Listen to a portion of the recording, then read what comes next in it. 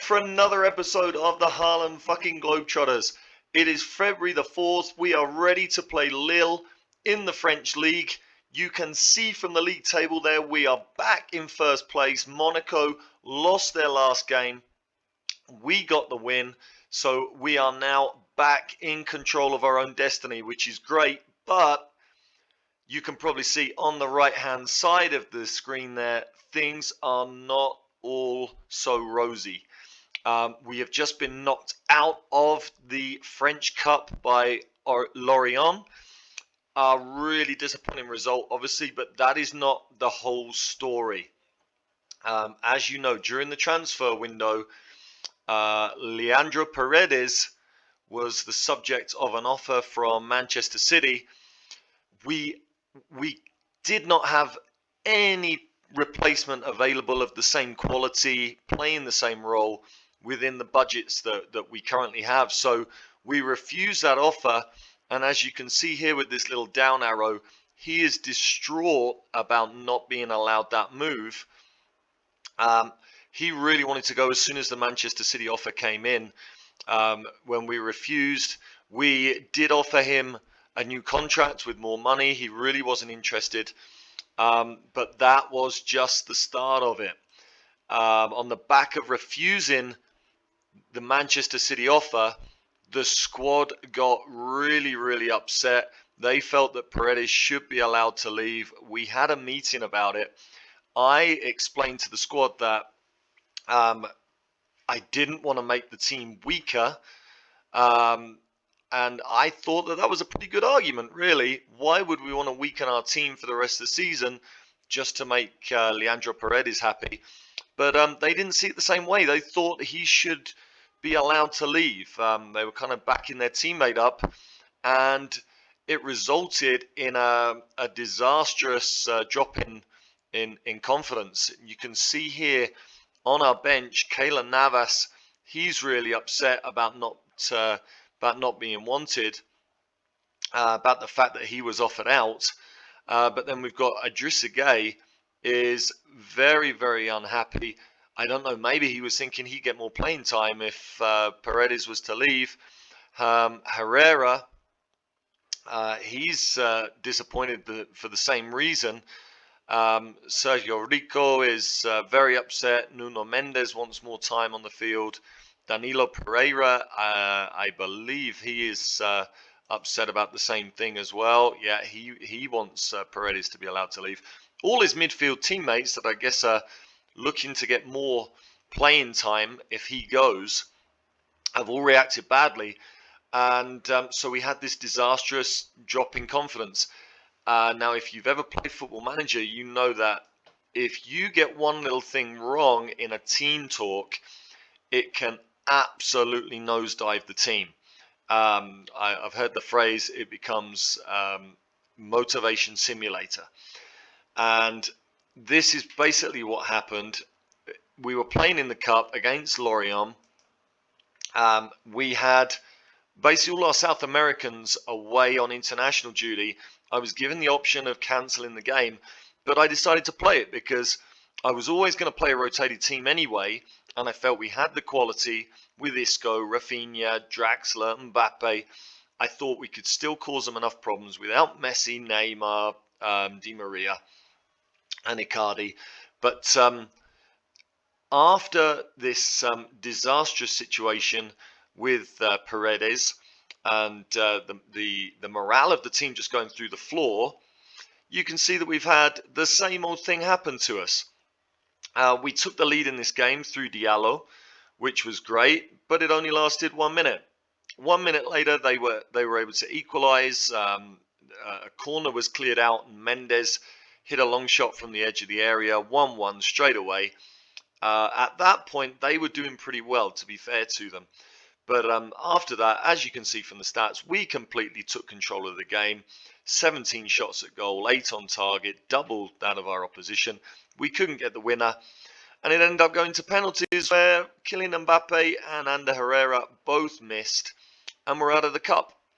Really upset about this result. Like I say, I kind of feel like when this happens in Football Manager, it's kind of a bit of a cheap shot.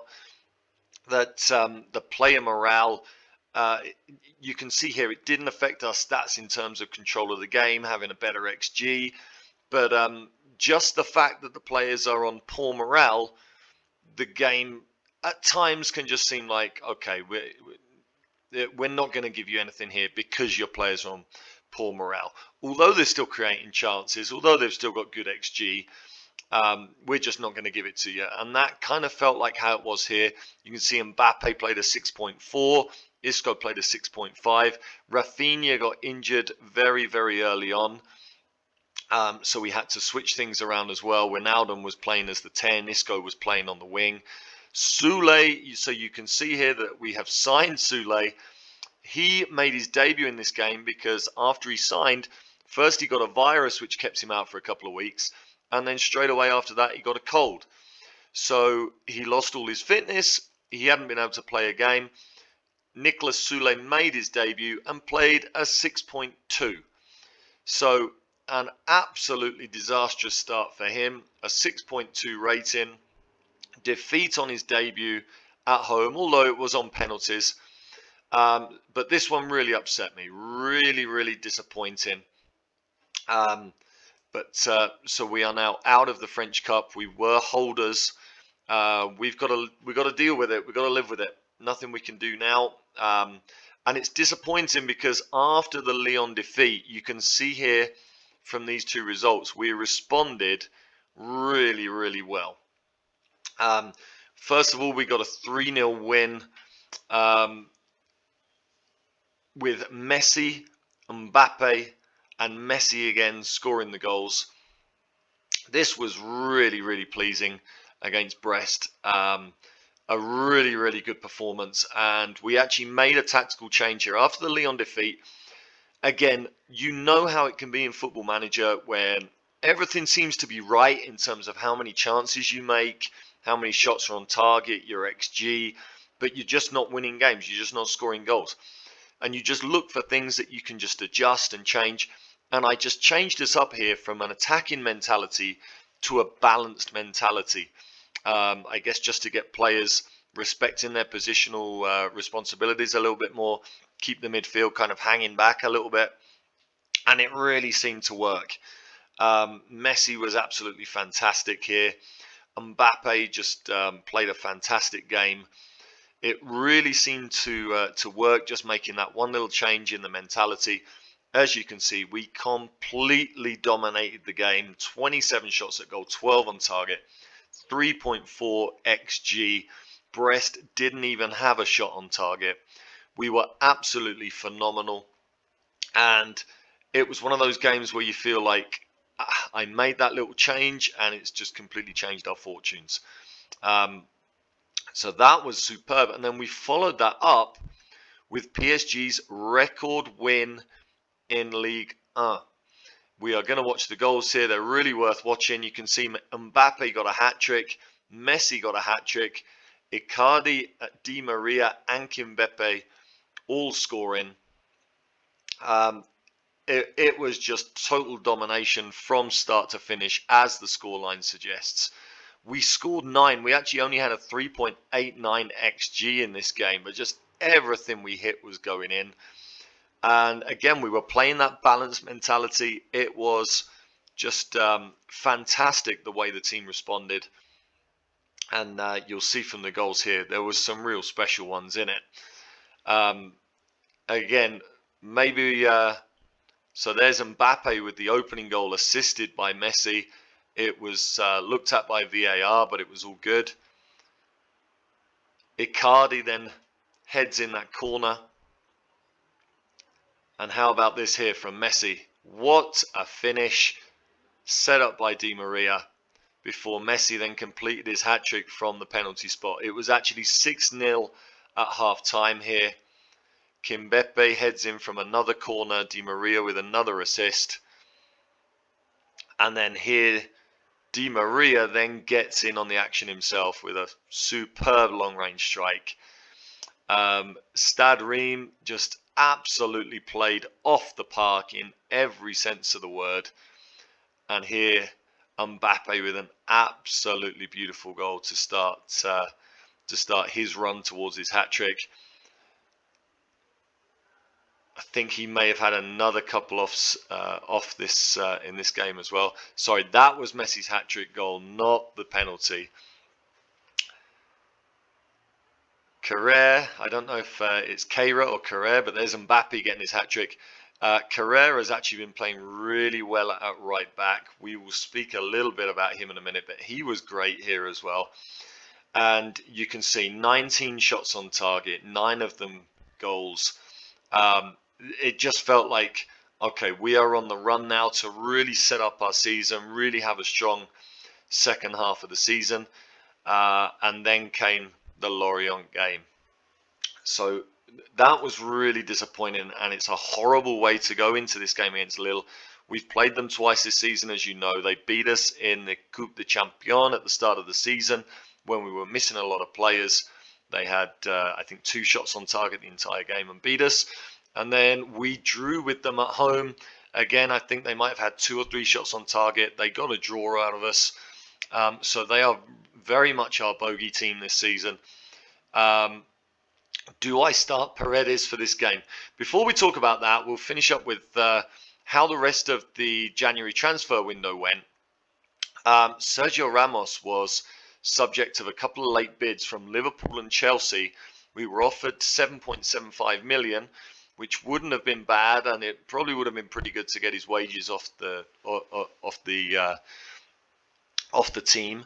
But just with his leadership and his just exceptional defending stats, although obviously at his age he's starting to lose physical attributes, he's just such a leader and such a great technical player, so mentally strong, that I just feel like the second half of the season, it's really he could really be an important part of our team. Aside from that, we did have some other offers. Ander Herrera received a 9 million bid from from Barcelona, not Manchester United. I tried to raise them up to 11 million, and they just cut off negotiations. I think it was a fair offer that they gave us for a 32-year-old. But again, he's got real importance for us. In a moment, we'll talk about Verratti, who's actually injured again. So he's going to be playing a lot more football. So again, I just decided to keep hold of him, maybe in the summer. We've got Nicolas Soulé in, which is obviously our second transfer of the window. We offered out Julian Draxler and also Thilo Kehrer at the end of the transfer window. No takers for them. Before that, Thilo Kehrer was actually... we had a couple of offers which I accepted. Lyon offered about 4.5 million, and Nice offered a loan with an obligation to buy, which would have brought us in around about the same sort of money. We accepted them both, and Carrere decided that he wanted to stay. Although, I mean, he has played of late, which maybe gives him the idea that he's in the plans, but really, really disappointing. We wanted to get him off the books. We don't really have a place for him now that we've signed Soulé. So it was kind of disappointing that he didn't accept any of those offers. And apart from that, the situation that we've got now, you can see with the Paredes situation being a little bit of a difficult one to manage. Marco Verratti came back from a 2-month injury. He was back 1 day of training and got a torn thigh muscle, and he's out for another 2 months, 6 to 9 weeks. So basically our most important midfielder, our best midfielder, is out for another 2 months, which makes Paredes even more important. In about 3 weeks, Danilo Pereira comes back, but also in that cup game, Rafinha got injured for a couple of weeks as well. So it's kind of disappointing that we've had some options taken away from us, but that's the situation as we go into this game with Lille. As you can see, this is the team we're going to start the Lille game with. We're going to play that balanced system. Hopefully that means we don't need to drop Di Maria out of the number 10 position, don't need to play with a defensive midfielder, because really with Idrissa Gueye being a bit upset, I don't have any confidence in him to do that job after what just happened in the cup. We're playing Kimpembe and Ramos because Marquinhos has just come back from international duty, as have Icardi, Di Maria, Messi, Neymar. You can see Messi is very tired, but we have got to go with him right now. We don't have another right wing option that's in good shape, apart from maybe Julian Draxler, and Neymar is also pretty tired. So we are looking at starting with this side. This is basically the side that won that game 9-0 with Hakimi just coming in there for Carrere. Apart from that, it's pretty much the same side. We really need to win this game and really need to leave the squad disruption from January behind us. We are going to start with Paredes, with him being fully fit. Hopefully he will put aside his discontent and accept that he's now staying and put in a performance for us. So we're going to go forward to the game, and we will see you in just a little while. Let's see if our season at this point falls apart, or if we can just put everything behind us and get on with it. Okay, here we are. We are ready to go into this game against Lille. Massive, massive game to maintain our lead at the top. Try and grab a little bit of control again in the league season. You can see here that Thilo Kehrer is starting at right back. We were advised by our assistants to rest Hakimi. He's just come back from the Africa Cup of Nations, is getting a little bit fatigued, so we have left him out. We've got Nicolas Soule on the bench if needs be. Marquinhos obviously has just got back from international duty, so he's on the bench as well, and the same with Neymar. We will see how Lionel Messi goes in that sense. Lille are going to play a 4-4-2. Let's see, as we say, with all the discontent in the group, let's hope we can get everybody motivated. Looks pretty good right now. You can see Idrissa Gueye and Leandro Paredes are unsure. They are the two players that are most unpleased with how things have gone in January in terms of not allowing Paredes to leave. And all I'm going to do here is we're just going to set up to defend against Lille here. I'm actually going to set Mbappe, who has been on superb form. We're actually going to ask him to mark the right back. The game, when you play 4-4-2 against 4-4-2, it automatically sets you up here to mark with your right winger marking their left midfielder. I'm actually going to set him up to mark the left back so that he's not coming back so much, because I felt that was where Monaco hurt us. Our two wingers were coming back to mark the midfielder and leaving the fullback free.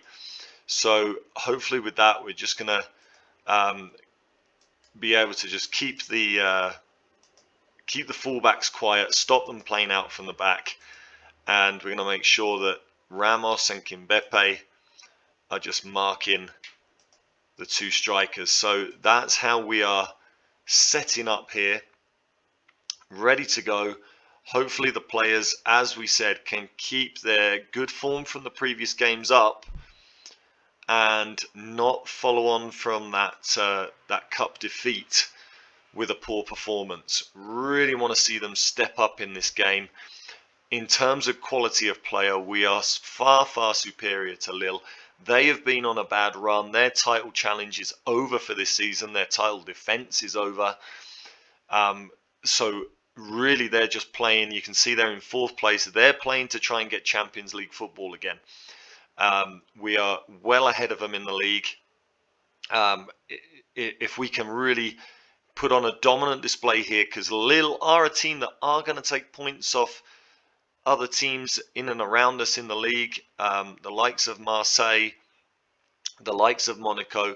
So if we can win this game, that feels like 3 points. That feels like 3 points gained. And is this going to be onside? The camera was kind of a little bit behind. I couldn't really see if it was on or off. It is disallowed. That It's not the first time that's happened to us this season, is it? It happened our last game when we were watching against Lyon. But, I mean, the lines make it pretty clear there. He was a good couple of feet off. So we can't complain too much, but it's a positive start. We're starting the game on top.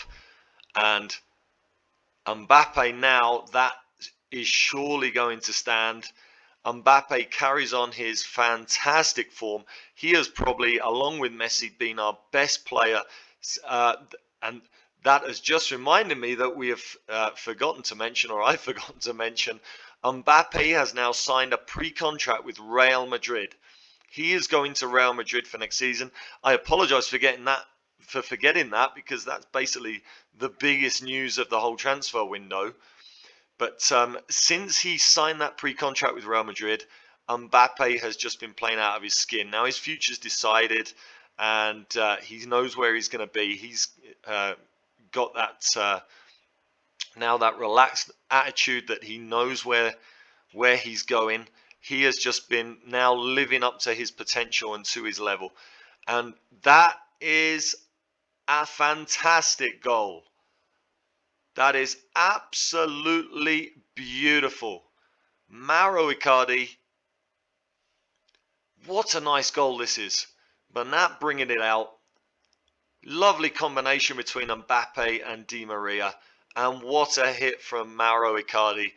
And we are looking very, very good. 6 minutes into this game, we have scored 2, had 1 disallowed. And we look absolutely dominant. Let's give the players a little bit of praise.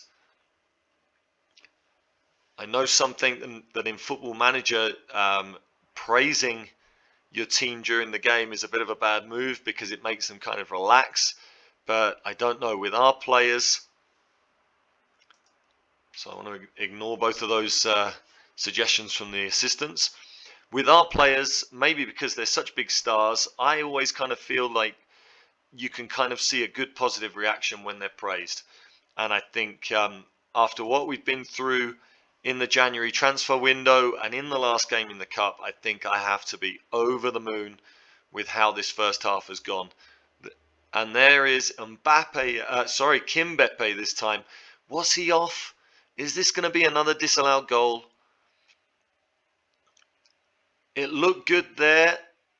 Was he off? He might have just been off. But no, it has been counted. That's not the first time. I haven't seen the end result of VAR, but he is on. I think it might have been Messi there on the other side that was off, but Kimbeppe is on, and it's 3-0. We are in total control of this game. How are Lille going to respond? They are on a really poor run. They are in real danger of not getting Champions League and maybe having to battle for Europa League as they pull one back, and that is very disappointing. In injury time in the first half. Yeah, well, they're saying that Messi is really spent. I think I agree with that. I think we'll make that change at half time now. But that's a real shame because that just gives them a little foot in the game still. Means we do have to kind of watch out for the second half. That's basically their first serious chance of the game. And once again, let's just get people to not get too complacent for the second half. Tilo Kehrer a little bit demotivated by that. Let's tell him we have faith in him. Let's just get him a little bit, hopefully a little bit more motivated for the second half, a little bit more focused. Do I start? I mean, Messi and Di Maria are both pretty tired. And we do have Ander Herrera and Idrissa Gueye that can give us a little bit more solidity in the midfield. I don't know. I think I am probably going to... I think I'm probably just going to make the change with Di Maria right now. And I think Ander Herrera... I think we're just going to add him in there into the midfield. Just going to bring him in and we're going to make him now the ball-winning midfielder on defence and just allow Paredes a little bit more freedom to get involved in the attacking plays. And we're going to see if that can just give us a little bit more balance for the second half. Again, I'm just a little bit wary of using Idrissa Gueye, as he's one of the unhappy players here. So with Herrera off, we just got a little bit more legs in midfield, a little bit more fitness. We will have to change Messi at some point, I'm sure. Just hopefully we can not let Lille back into this game now. Can we just keep hold of that 2-goal lead, keep composed, keep calm as they get a corner. One cleared off the line. Very fortunate there, and this is a good counter-attacking chance with Mbappe. Icardi in the middle. Out to Paredes, who hasn't had a great game, but he hasn't been terrible either. We might look to get Idrissa Gueye in for him in a little while. Let's just G the players up again. Just demand more from them. For the last 20 minutes, let's have a look what's going to happen with this highlight, and then we'll make some changes. Lovely ball from Paredes there into Icardi. And without Di Maria there in the 10 role, he just didn't have an option close by to hold the ball up. Mbappe again does brilliantly. Can anything come from this? We're looking a little bit isolated out on the wings. Again, Di Maria not being there, just taking a little bit away from the passing options on attack. Thilo Kehrer has again been very, very solid, very good. Maybe I didn't need Nicolas Soule. Can we finish up with an end product here? No, we can't. Is the highlight over yet though? And the Herrera finds Messi off of the bar. What an incredible opportunity, incredible effort from Messi. Let's make some changes here.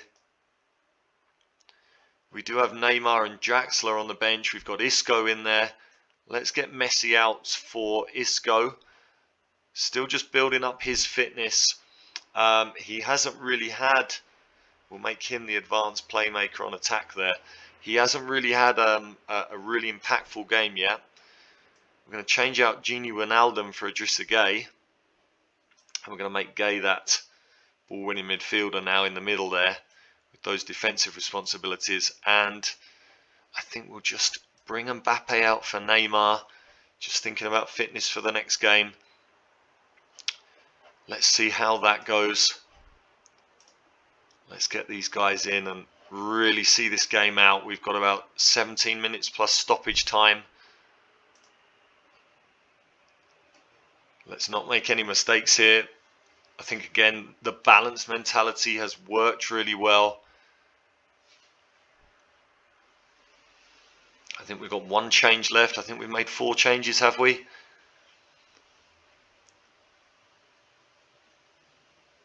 We might just bring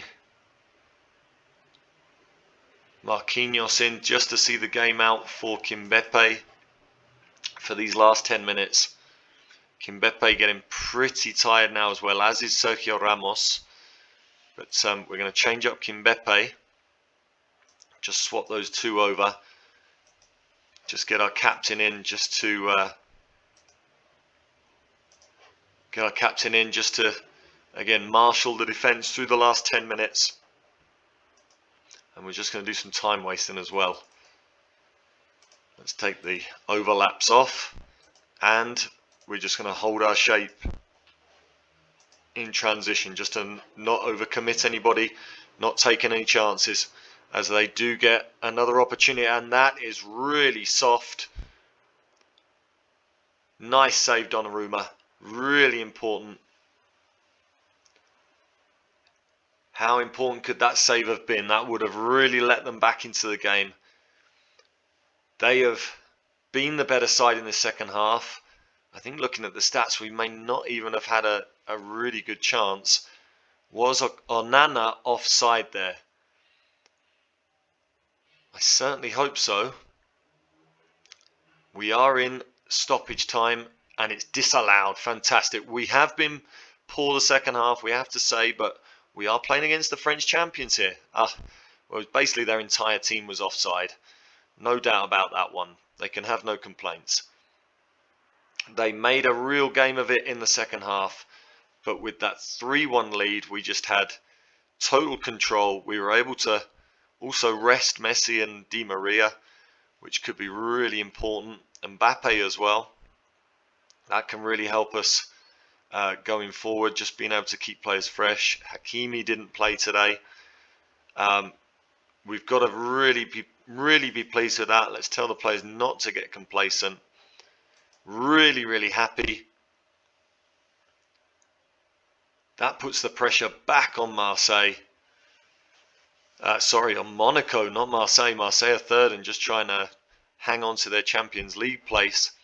If we just look at the table at the end of that game. So we've now made it 5 points. Monaco have to win their game in hand. Really pleasing. We're 14 points clear of Lille. They are now out of this title race for sure.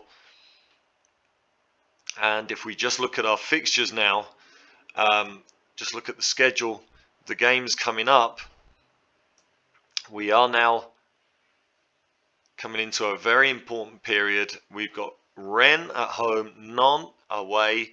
Nantes are in the relegation zone. Hopefully that's a game we can win.